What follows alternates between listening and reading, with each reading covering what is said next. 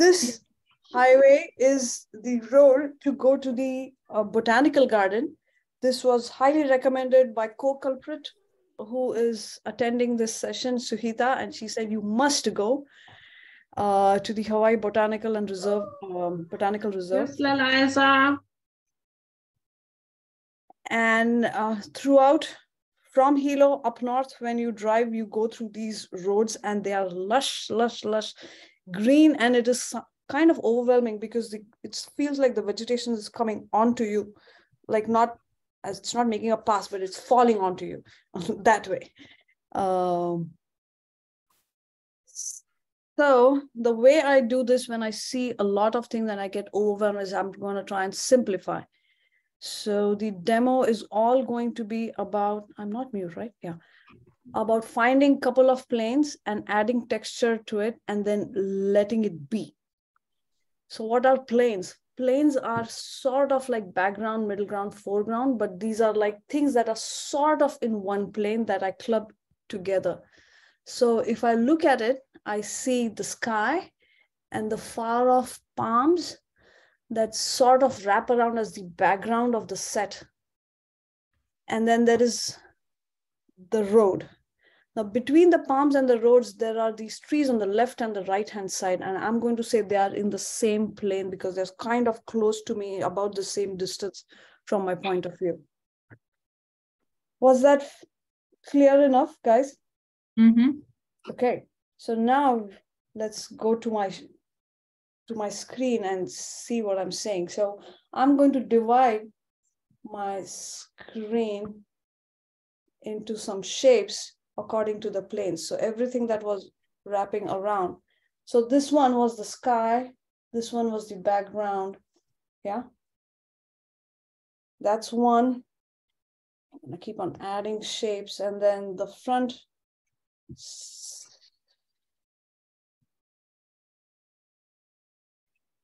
So if I drop color in this is my second plane. And I'm going to say this is my another plane. The reason I'm dropping colors on them is to see if these shapes are at least beautiful. No, they're not. So I'm going to take that off. What does it mean to be beautiful? You have to just go, I like it. That is definition of beauty. That's it. There's no other person's definition of beauty you need to see. Oh, good. I like this composition. And then the last bit is putting in the road. Okay, right here. And I'm going to connect it right now. So that's about it. Those are my sort of my 4 planes. Let's look what I've done here. Do you see that? Do you see that we have the entire picture divided in a couple of things? The problem we see right now is around here. What are we going to do with this? But leave some things undecided and we can add textures to it. So the way I look at plane, the reason for having planes is so that I can not only decide which planes need which color and what value. So the things that go far away from you become lighter and lighter unless they get in shadows, yeah? But for greenery to differentiate, I'm just going to move the green from cool to warm. What do I mean by that? Everybody sees my color wheel. So I'm going to pick a central color. Think of that green to be a neutral green, even among the greens. And anything above or which goes closer to the yellow, the warmer greens, and the lower ones are the greens closer to the blue or cooler greens. And I'm just going to make sure that every plane of green has a different temperature overall. So the way to do that, yeah. And I know because it's digital, things are going to seem much easier for me. This is still a green, and it's going to be a lighter color. Oh, that's the background. Fantastic. Second one, I want it to be a little warmer. Right. Yeah. The road, I want it to be a neutral. I'm gonna go a slightly warmer and gray. That's my big shapes. And so if you're going to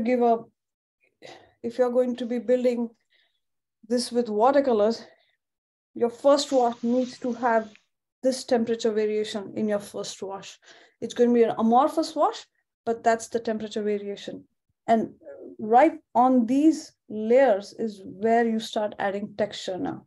Why do I add texture? Digital drawing, if you want to make a quick sketch, is all about adding textures. So, one other thing I wanted you to see was that the background green is still, it's the values are not too far from the foreground. So I'm going to force this value of the background to be a little lighter at the top and darker at the bottom, darker because it's shaded at the bottom.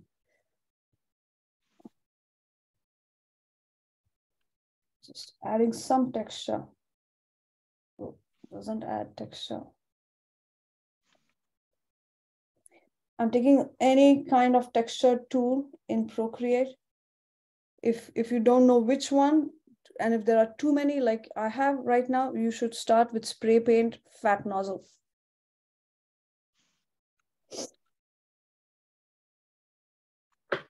All I'm doing is giving texture.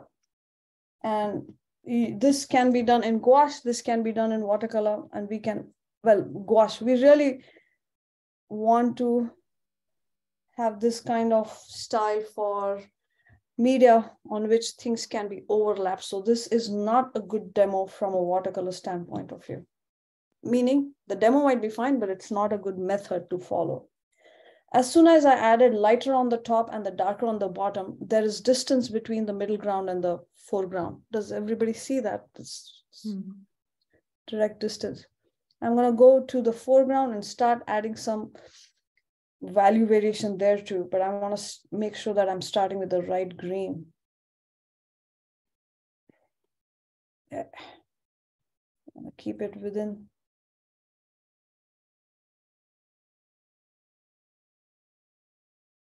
Why am I making sure both of the tops are highlighted? Because the sun is right above. And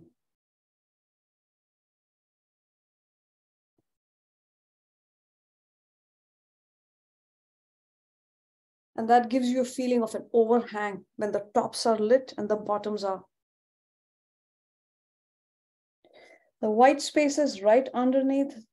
The road is a little too bright for me right now, so I am gonna fix that.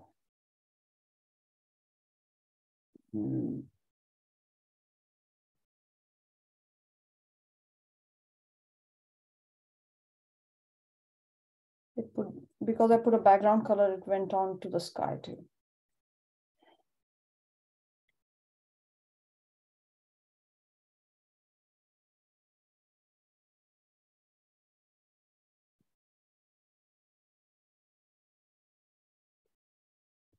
And it feels like nothing, but I feel I can see distance already.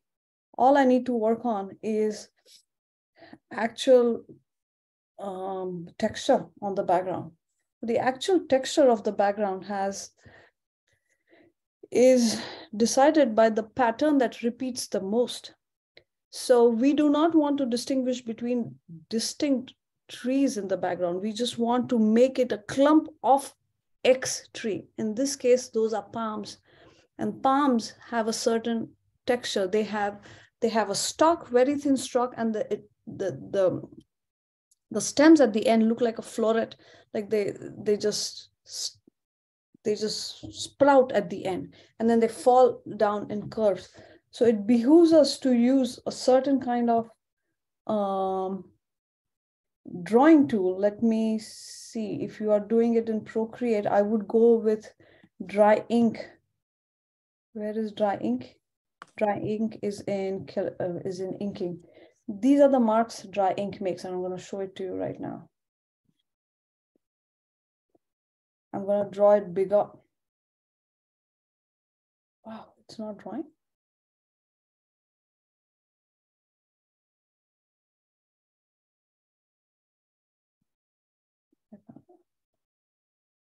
Do you see that?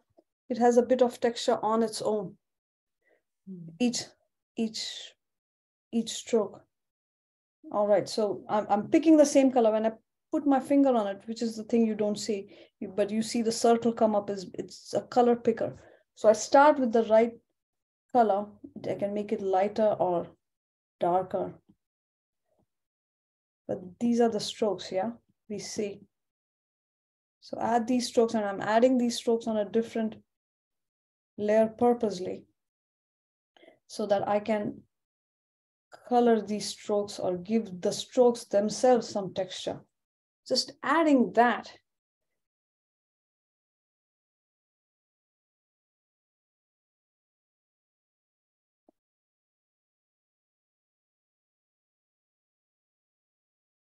And more for the spirally bits, I'm gonna go with a smaller brush, which I like, which is 6B, a pencil.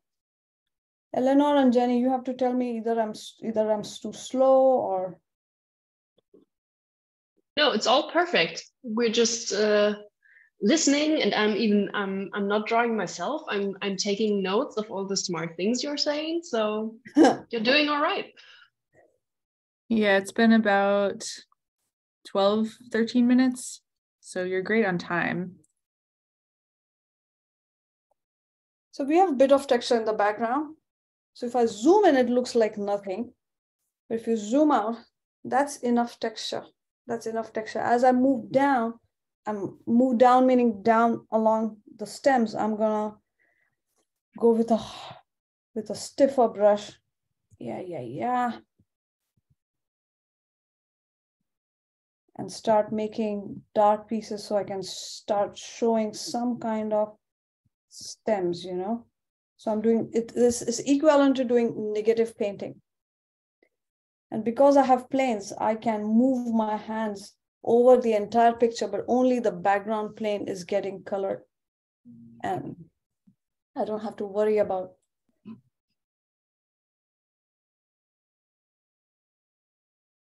This really feels like a lesson in rhythm and simplicity to me, because what you're doing right now is so smart to like really zoom in, zoom out. And I think what we often miss when we're drawing is like we get so focused on some kind of detail, but when you step back, that really doesn't matter. You don't see that, but like this overall rhythm you've already got in the background really tells us all we need to know. Thank you. I feel. Thank you. And talking about the rhythm, thank you for bringing that. There's a rhythm in the strokes. There are also rhythm in air pockets, which I'm going to do now. So if you have something linear, which are the trees, your air pockets tend to be columnar too. And you don't have to be specific, but all of us have seen so much nature that it's inbuilt in our mind what the shape of an air pocket should be for a particular kind of vegetation. I mean, if we were doing more comprehensive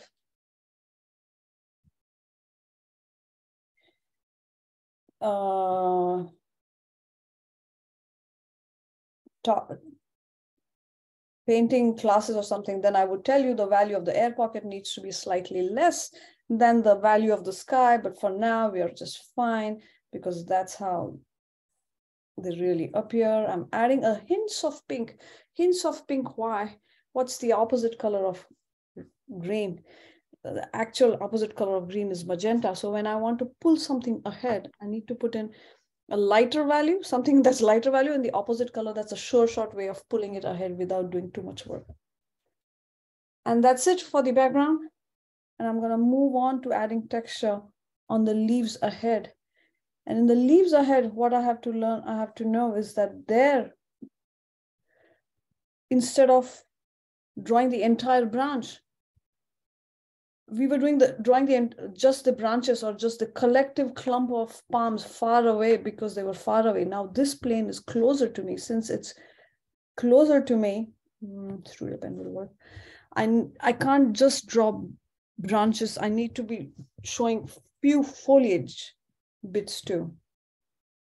So I'm going to be focusing on adding some, made a mistake, adding some foliage bits so that the tree looks full. Some part of my foliage bits, and the foliage bits meaning the pattern of the leaves has to match the pattern you see. So the pattern is like a plate. So like this, what I mean by this, I can't see it here. The pattern is like this. It's like served on a plate, leaves. They're not flat, but just on the periphery. So I'm going to take that off. I'm going to put them on here. And then you'll say, hey, but I can't see this. Okay, fine. But we've already put a background. So I can always darken the background so the pattern on the front gets seen. This is so easy, right? We're just dab, dab, dab, and yay. Them happy little leaves. Yeah. As fortunately, I'm going to say that the left and right tree are of the same kind. I'm in the right plane, yeah. So I can keep on having the same marks. This is not how I paint, yeah. I generally don't like to add a lot of details, but this is another style of achieving that in digital. I'm going to go on the background and start darkening up the background because really the top leaves aren't being seen as much. I want to do that, but I want to do that in a really textured way. So I'm going to look for sawtooth, might give it crunch.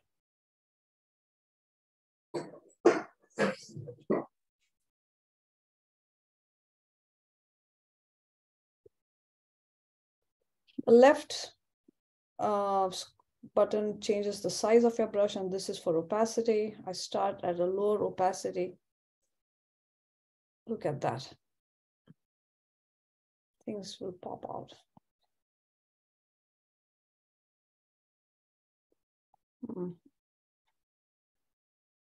Did I put it on the wrong layer? No, I'm fine. What am I doing now? I'm painting outside the lines because I need to start getting the greenery out and onto. I'm going with a smaller sketching. Maybe not yet.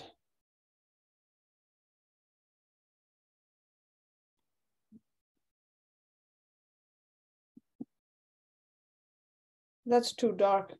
That's too dark. Good. That's too boring. Needs more chromas. Yeah, that's higher chroma. Good. This is better. Okay. Some colors, especially green, look really garish, but in the right setting, it's exactly what it looks like.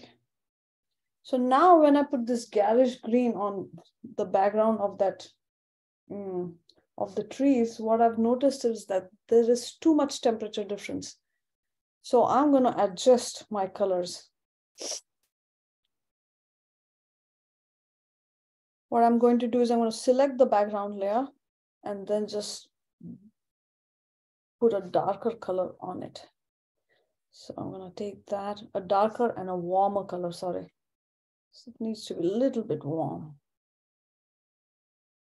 And I'll go with half, so I'm just, it's like adding. Look at that. It's beautiful. It's still cool, but not so different. Okay, good.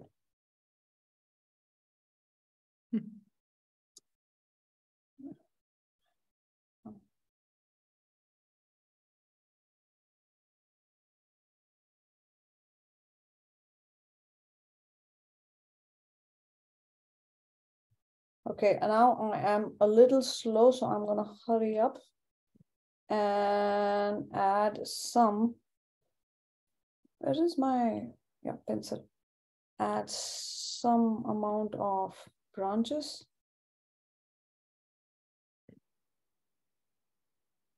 The 6B pencil is my favorite pencil in Procreate.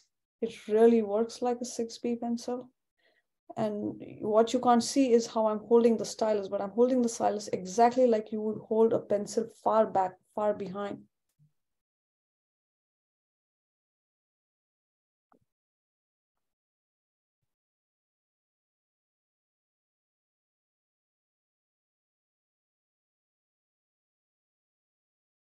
Sorry, I'm moving faster now because I just became aware of my time.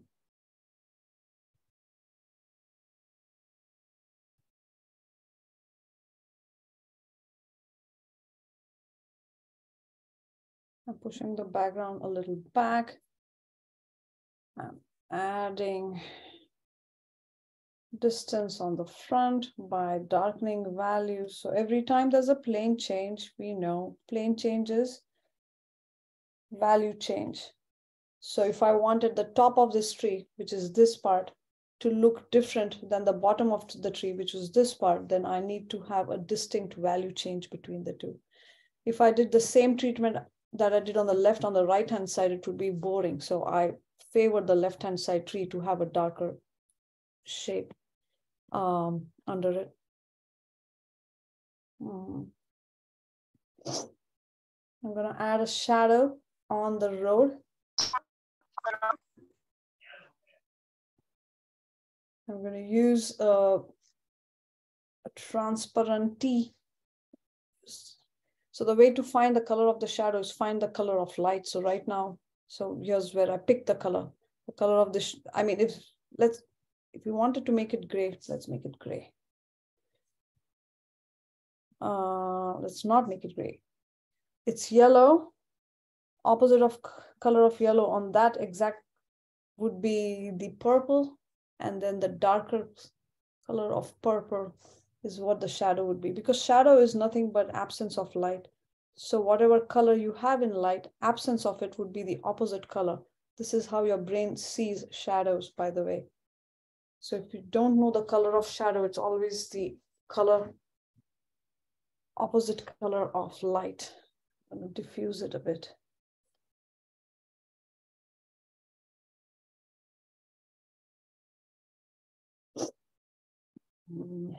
I made a mistake. Yikes, I made a mistake. Sorry, I have to undo this. What was the mistake? I put the shadow exactly on the pavement layer, but what I had forgotten is kind of vital to this composition is the yellow marking. That yellow marking is beautiful in the middle of the pavement, which I want to draw now. And I needed the pavement marking, the yellow marking, to be under the shadows. Ah! All right, I gotta turn it so that my hand can draw. I was teaching a class last night and someone asked me how to do this yellow line in the middle of the road. And I was like, it's so hard to get it. We were working like with really small thumbnail size paper and just black and white. And I did not have a good answer for them. So I'm glad you're talking about this because it is very important sometimes. Yeah. So where are we at on time? So depending on time, I would say either this is finished for the time we had. Yeah, we're at about 25 minutes. Maybe like finishing touches. Sure thing, but I prefer showing you what I do anything? So this is exactly what I did with something similar, but from photos, was I divided my plane down and put some texture on to see if the texture made any sense. And then, so the finishing touches really involved adding more texture. Look at the background. It's just nothing. Ooh, so much texture. It's texture, but the big players are direction of light. So I know that the sun is right behind, and it's because there was a little bit of drizzle, it's going to diffuse light from that source. So the texture also has to diffuse from center out. So there is more hard lines here. And this has to have more organic feeling. And then at the bottom, if you look at it, you'll see a dark shape that goes behind all the papyrus-like leaves. That was my base. That was dark, but warmer than the background. The background color was this, the middle gray that you see. That's cooler compared to that. And then all I did was add texture in the front. In the front, when I started adding texture with these. Let me see if I can do that.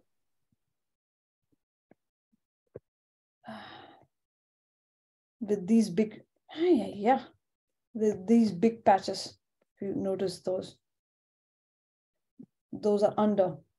And once I had enough volume, so every time you add texture or big pieces, every time you give value variation to the same shape. So between this shape and this part, there is value variation. This is lighter and this is darker, right?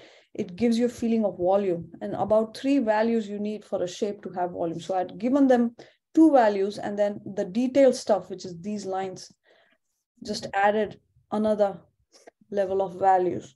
The reason to have all of these details on one layer is you can come back and just lighten those parts. For example, it's just this layer, right? So I can come in with a shape, and this. For example, I'm putting in just the yellows on the top, let's say, and that gives variation. I'm doing it with the wrong colors, but I'm doing it colors so you can see. You can see this kind of coloring. Oh, sorry. This kind of color, this kind of coloring wouldn't have been possible when you start off, but just by putting all the details in one layer and then just coloring just that layer, you can get a different kind of texture. Uma, how did you get the shading in there? Is that a particular type of brush that you're using?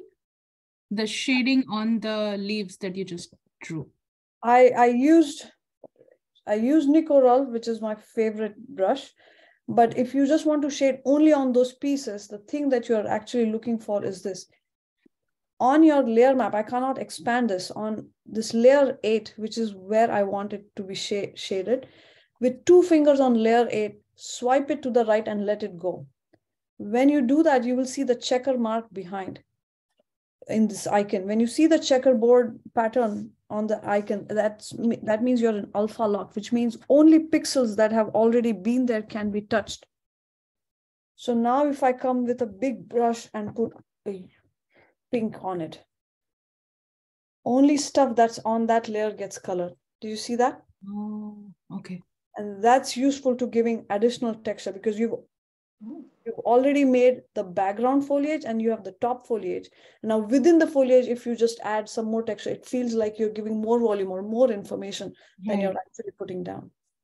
Right. Thank you. So this can be done, but not in 25 minutes and not while talking. So the background is texture, middle ground is more detail and repeated strokes, and the front and the foreground is purposely left simple, because the idea is to draw your eye to this section, to the section that I'm zooming into. That's it. This is the area of temperature contrast and texture contrast. I go from diffuse to sharp edges. I go from cool to light. I go from light to dark as well. So all sorts of contrast here, and that's my focus. Yeah, all those high contrast elements really draw your eye in this really dynamic way. Thank you for hanging on with me. Thanks, Uma. I think Thank you, a lot of Uma. people hung on. Yeah. If you check the chat,